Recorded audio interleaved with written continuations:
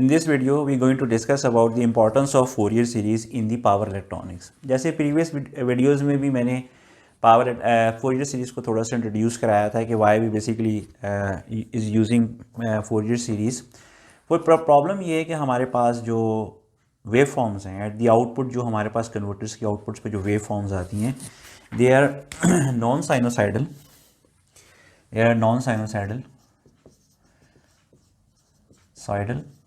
And periodic in nature. ठीक है. सो उसके उस पर मैंने डिस्कशन में यही बताया था कि जो नॉन साइनोसाइडल पीरियोडिक और पीरियोडिक वेव फॉर्म्स होती हैं, दे कैन बी बेसिकली, इनको हम एनालिसिस कर सकते हैं using the Fourier series. Fourier series करती है क्या? फोरियर सीरीज़ ये करती है कि जो आपके पास non sinusoidal periodic wave forms होती हैं उनको in terms of a series of sinusoids describe करती हैं. So I can write the basic thing. The Fourier series can be used to describe non-sinusoidal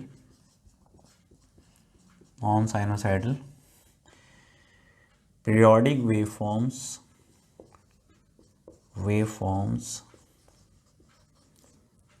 in terms of series of sinusoids. ठीक है. तो होता ये कि ये जो आपके पास डिफरेंट साइनोसाइड्स आती हैं, ये सब जो है इंटीजर मल्टीपल होती हैं. यानी एक आपके पास एक फंडामेंटल फ्रीक्वेंसी होती है, फिर उसका इंटीजर मल्टीपल्स होती हैं जो फ्रीक्वेंसीज होती हैं. एंड जो इंटीजर मल्टीपल्स होती हैं, दीज आर कॉल्ड हार्मोनिक्स. तो मैंने पहले भी डिस्कशन में कहा था कि ये जो हार्मोनिक्स होते हैं, ये हमें ये रिफ्लेक्ट करते हैं कि जो पावर इलेक्ट्रॉनिक्स के अंदर स्विचिंग कन्वर्टर को यूज़ करने की वजह से जो नॉइज़ इंट्रोड्यूस होता है वो डिटर्मिनिस्टिक इन नेचर होता है. ऑलवेज इसी तरह का नॉइज़ आएगा, जो टाइप ऑफ नॉइज़ है. तो फोरियर सीरीज़ जो है वो एक कैरेक्टराइजेशन टूल है. इसे कैरेक्टराइजेशन टूल जो जिसकी मदद से हम जो है अपनी आउटपुट के अंदर जो नॉइज़ एग्जिस्ट करती है, हम उसको रिकग्नाइज़ कर लेते हैं, हम उसको आइडेंटिफाई कर सकते हैं. ठीक है. तो ये थोड़ा सा है. अब इसको देखते हैं फोरियर सीरीज़ में होता क्या है. बेसिकली हमारे पास जो आउटपुट है या जो फंक्शन जिसको हम फोरियर सीरीज़ लेनी होती है, let us basically define it कि वो क्या होता है, वो पीरियोडिक इन नेचर होता है. यहाँ पर टाइम पीरियड जो होता है T not is the time period of the signal और फंक्शन. ठीक है. तो अब ये क्या होता है कि ये जो आपके पास फंक्शन होता है, it is basically repeating after this time period. जो टाइम पीरियड है ये फिक्स नेचर का होता है और इसके बाद ये जो है ये रिपीट हो रहा होता है. इफ़ यू वांट टू, अब इसको अगर आप रिप्रेजेंट करना चाहते हैं फोरियर सीरीज से, तो you can basically represent it in the form of sinusoids. तो क्या होते हैं वो? So we can use F of T. तो उसकी जो फोरियर सीरीज़ है वो लिख सकते हैं. इसमें सबसे पहली जो टर्म होती है ए नॉट होती है, ये इसकी डीसी टर्म होती है. फिर उसके बाद होती है आपके पास A1 cos of omega naught T, फिर plus A2 cos of 2 omega naught T, फिर A3 cos of 3 omega naught 3, and it goes on until unless we have an cos of n omega naught T. तो ये हमने जो है cosines में cosines के साथ मल्टीप्लाई कर दिया. और ये जो आपके पास A1 A2 A3 AN आ रहा है, ये जो आपके पास आ रहा है, दीज आर दी कोफिशिएंट्स. इनको फोरियर कोफिशिएंट्स कहते हैं. A नॉट भी फोरियर कोफिशिएंट है, A1 A2 A3 सब है.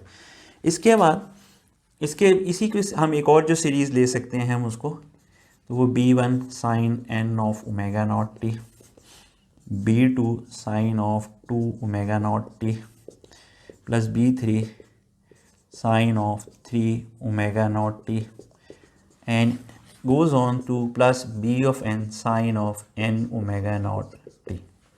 ठीक है. तो इसी तरीके से हमने इसको भी ब्रेकआउट कर लिया इन साइंस के अंदर, और हमने ये जो B1 B2 B3 Bn तक जो है, ये हमारे पास जो है ये फोरियर कोफिशिएंट्स होते हैं. अगर हम चाहें तो ये जो हमने जो भी इस सीरीज़ फॉर्म में लिखा है, हम इसको सुमेटिव फॉर्म में लिख सकते हैं. इन सुमेटिव form we can write it as f of t is equal to a naught plus यहाँ पे हम जो है इसके इस पर साइन लगा देंगे, n is equal to 1 a of n cos of n omega naught t plus b of n sine of n omega naught t, ये जो है ये इसके जो है इक्वल हो जाएगा।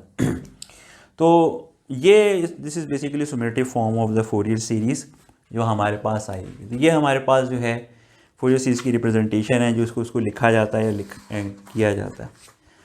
अब इसके अंदर ये जो मैंने यहाँ पे जो फंक्शंस लिखे हैं, इसके अंदर ये और ये, दैट इज़ बेसिकली जो आपके पास फर्स्ट जो आपके पास फ्रीक्वेंसी आ रही होती है, this is called the fundamental frequency. जो आपके पास आउटपुट वेव फॉर्म में आ रही थी वो फर्स्ट फंडामेंटल फ्रीक्वेंसी कहलाती है। तो let me basically write these things as well, कि ये थोड़ा सा जो है आपके पास जो सीरीज़ आ रही है आपको पता लगेगा अच्छा इस सीरीज़ में क्या क्या जो है हमारे पास चीज़ें एग्जिस्ट करती होती, ठीक है। तो ये यहाँ पे हम लिख लेते हैं। इसमें जो सबसे पहली चीज़ जो है वो आपके पास जो आ रहा होता है A1 cos of omega naught t plus B1 sine of omega naught t, ये आपका फंडामेंटल कहलाता है। This is called the fundamental, ठीक है। इसके बाद जो आपके पास दूसरा होता है वो A2 cos of 2 omega naught t plus B2 sine of 2 omega naught t, this is basically called the second harmonic, ये आपका सेकेंड हार्मोनिक होता है, ठीक है। इसी तरीके से अगर आप आगे चलें A3 cos of 3 omega naught t plus B3 sine of 3 omega naught t, ये आपका थर्ड हार्मोनिक होता है, ठीक है। इसी तरीके से अगर आप जाते जाएं nth में जाएं तो ये A of n cos of n omega naught t plus B of n sine of n omega naught t, ये इसका nth हार्मोनिक होता है, ठीक है। ये जो है मैंने आपके पास जो है इसके जो डिफरेंट हार्मोनिक्स होते हैं वो लिख दिया है। अच्छा, इन्हीं हार्मोनिक्स के पॉइंट ऑफ व्यू से एक और इंटरेस्टिंग ऑब्जर्वेशन है जो मैं आपको बताना चाहूँगा, क्योंकि एट दी एंड जो है इसका ये जो सारे हार्मोनिक्स अगर हम इसमें फाइंड आउट करते हैं और इसके कोफिशिएंट्स निकाल लेते हैं, so with the help of those harmonics and coefficients हम जो है वो इसका फोरियर स्पेक्ट्रा फाइंड आउट कर सकते हैं। और फोरियर स्पेक्ट्रा जो है वो एक कंप्लीट पिक्चर दे देता है कि जो आपके पास आउटपुट सिग्नल है उसकी जो है आपके पास कैरेक्टराइजेशन हो जाती है, जिसके अंदर हर जो नॉइज़ कंपोनेंट जो अवेलेबल होता है वो अलग अलग नज़र आ रहा होता है। तो सबसे पहले ऑब्वियसली जब आप किसी भी आउटपुट में अगर नॉइज़ रिड्यूस करना चाहते हैं या कम करना चाहते हैं तो सबसे उसमें इंपॉर्टेंट बात ये होती है कि पहले तो आपको पता हो कि नॉइज़ है कौन सी, आपकी कैरेक्टराइज हो कौन सी नॉइज़ है, फिर देन यू विल डिसाइड कि मैं या फ़िल्टर यूज़ करूँगा या कोई स्विचिंग टेक्निक यूज़ करूँ उस नॉइज़ को रिमूव करने के लिए। तो फोरियर सीरीज़ इस हवाले से बहुत ही यूज़फुल टूल है, ठीक है ना। अच्छा, अब यहाँ पे जो हार्मोनिक्स कंपोनेंट्स होते हैं उनके बारे में एक और important, the magnitude of nth harmonic gradually decreases, यानी सबसे इंपॉर्टेंट ये क्या है कि जो आपके जैसे जैसे हार्मोनिक इंक्रीज करता जाएगा जो उसका मैग्नीट्यूड है वो डिक्रीज करता जाता है, ठीक है। That means beyond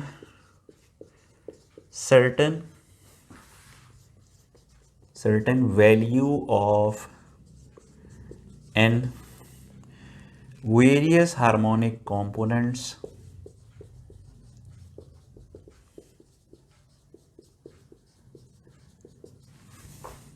will be negligible,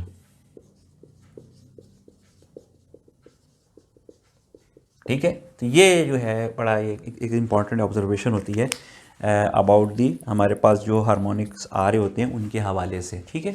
तो ये मैं थोड़ी सी चीज़ें, ये चीज़ें जो है ना ये आपको किसी भी मैथमेटिकल बुक्स में मैथमेटिक्स में भी मिल सकती है, और कैलकुलस के जो कोर्सेज़ होते हैं, एडवांस कैलकुलस के कोर्सेज़ होते हैं, उसमें सब ने ये चीज़ें पढ़ी हुई होती हैं। मैं कोई नई ऐसी चीज़ नहीं करा रहा कि आप ये कहें कि जी हमने कोर्स में कोई नई चीज़ शुरू कर दी है। ये सब जो है ना it is basically giving you a background. Year after year जो मैं पढ़ाता रहा हूँ उसमें मैंने ये देखा है कि अक्सर लोग जो हैं या तो उन लोगों को कभी फोरियर सीरीज़ को अप्लाई नहीं किया होता है, कभी किसी सिनेरियो में यूज़ ही नहीं किया हुआ था। स्पेशली सर्किट एनालिसिस के हवाले से तो उनको बिल्कुल भी आइडिया नहीं होता कि फोरियर सीरीज़ को यूज़ भी कहते हैं। सीएनएन सिस्टम में फोरियर सीरीज़ पढ़ी होती है उन्होंने, लेकिन वहाँ पे चूँकि डीएसपी के हवाले से फोरियर ट्रांसफॉर्म या डिजिटल डिस्क्रीट फोरियर ट्रांसफॉर्म या एफएफटी जो फास्ट फोरियर ट्रांसफॉर्म जो है उसकी तरफ ज़्यादा लोगों का ध्यान होता है कि जी वो निकाला जाए। लेकिन ये जो specifically non sinusoidal periodic functions होते हैं ये एग्जिस्ट ही जो है पावर इलेक्ट्रॉनिक्स में करते हैं, तो ऑब्वियसली फोरियर सीरीज़ को इधर ही यूज़ किया जाता है। अच्छा, ये तो हार्मोनिक्स हो गए। इसमें जो इसमें सबसे अहम चीज़ होती है जो हमें फाइंड आउट करनी पड़ती है, ये तो साइनोसाइड्स हैं। इसमें अगर आप देखें तो ये जो हमारे पास A1 B2 A2 B2 ये जो हमारे पास आ रहे होते हैं A अप टिल AN, यानी ये A नॉट, ठीक है, उसके बाद A1 A2 A3 up till A of N, फिर B1 B2 B3 and up till B of N, ये जो है these are called Fourier coefficients. तो अब हम ये डिफाइन करेंगे कि what are these Fourier coefficients, ठीक है। ये बड़ी अहमियत के हामिल होते हैं। ये फोरियर कोफिशिएंट्स क्या होते हैं, हमें यहाँ से देख के पता लग रहा है कि यह तो साइनोसाइड्स हैं ना, या कोसाइंस हैं या साइंस हैं। तो जो कोफिशिएंट्स होते हैं ये इनका मैग्नीट्यूड डिफाइन करते हैं, ठीक है ना। यानी यहाँ पे देखें फ्रीक्वेंसीज भी फिक्स हैं। ये जो आप देखें ये आपके पास फंडामेंटल फ्रीक्वेंसी है, ये उसकी डबल हो गई, फिर ये उसकी 3 टाइम्स हो गई, ये इसकी n टाइम्स हो गई। या इंटीजर मल्टीपल है ना, तो वो हार्मोनिकली उसको इंक्रीज़ करती जा रही। ये हमें पहले से पता है कि ये साइंस है और वो कोसाइंस हैं, ये हमें पहले से पता है। इसकी फ्रीक्वेंसीज भी हमें पता है। तो हमारे पास जो इसमें सबसे मेन चीज़ है कि इनका एम्पलीट्यूड क्या होगा। We need to find out the amplitude of it, और वो एम्पलीट्यूड जो है that is given in the form of coefficients. So in reality जब भी आपको कभी किसी सिग्नल की जो है फोरियर सीरीज़ फाइंड आउट करने के लिए कहा जाता है, so in reality the main task is to find out these coefficients. आपको ये कोफिशिएंट्स फाइंड आउट करने पड़ते हैं, ये आपका मेन टास्क होता है। अब हम देखते हैं कि ये कोफिशिएंट्स डिफाइन कैसे हैं, तो हम वो उसकी जो है इक्वेशंस देखते हैं।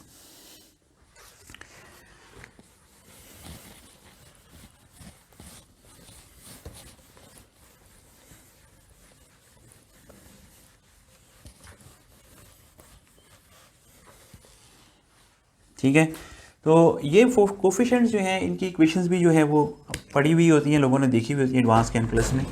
सो ये आपके पास जो है A naught is equal to 1/T naught 0 to T naught, ये आपका टाइम पीरियड है, F of T by D of T। फिर यहाँ पे जो है आपके पास A ऑफ N जो है 1/T not sorry 2/T not 0 से T naught F of T cos of N omega not T dt, और जो है इसी का जो कोफिशिएंट्स है B of N 2/T not 0 से T naught F of T sine of N omega naught dt। तो ये जो है ना ये इक्वेशंस डिफाइन करती हैं डिफरेंट कोफिशिएंट्स को, जो आपके पास कोफिशिएंट्स होते हैं उनको डिफाइन कर रही होती हैं।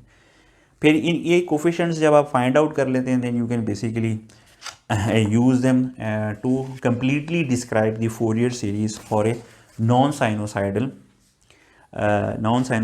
periodic function को completely describe करने के लिए उसको आप use कर सकते हैं। तो this basically video completes our discussion on the Fourier series definition, कि आपके पास Fourier series होती क्या है, Fourier series करती क्या है, आपके non-sinusoidal पीरियोडिक वेव फॉर्म्स जो आपकी आउटपुट ऑफ कन्वर्टर सर्किट्स पे मिलती हैं उसको कम्प्लीटली कैरेक्टराइज करती है इन टर्म्स ऑफ साइनोसाइड्स। एक सम ऑफ साइनोसाइड्स की सूरत में उसको कम्प्लीटली डिफाइन करती है। इसका बड़ा जो फेमस है, आपने अक्सर सुनी होगी कि अगर आपके पास एक स्क्वायर वेव हो, तो हम ये समझते हैं कि आइडियली स्पीकिंग जो साइनोसाइड होता है ना, इसकी जो सबसे इम्पॉर्टेंट बात है कि इसके अंदर सिर्फ एक फ्रिक्वेंसी होती है। तो जो आपके पास स्क्वायर वेव होती है ना, square wave is a basically is summation of infinite sinusoids. हम अगर इनफाइनाइट साइनोसाइड्स को ऐड अप कर लें, we will get a square wave. ये बड़ी इंपॉर्टेंट होती है फोरियर सीरीज़ के पॉइंट ऑफ व्यू से। और स्क्वायर वेव भी जो है वो हमारे पास आती है, अगर हम देखें जो हमारे पास इन्वर्टर की आउटपुट होती है is in the form of an square wave. हम उसकी फोरियर सीरीज़ भी देखेंगे इन अवर डिस्कशन, आगे जो वीडियो आएगी उसमें आप देखिएगा। So keep following this course and hopefully you will get a better idea of power electronics. और इसकी जो हमारा जो सेकंड इसका जो कोर्स लर्निंग आउटकम है उसको हम डिस्कस कर रहे हैं। आप आज अभी जो ये जो हमारी वीडियोस बन रही हैं, this provides the background that is needed to eventually start the analysis of power converter circuits.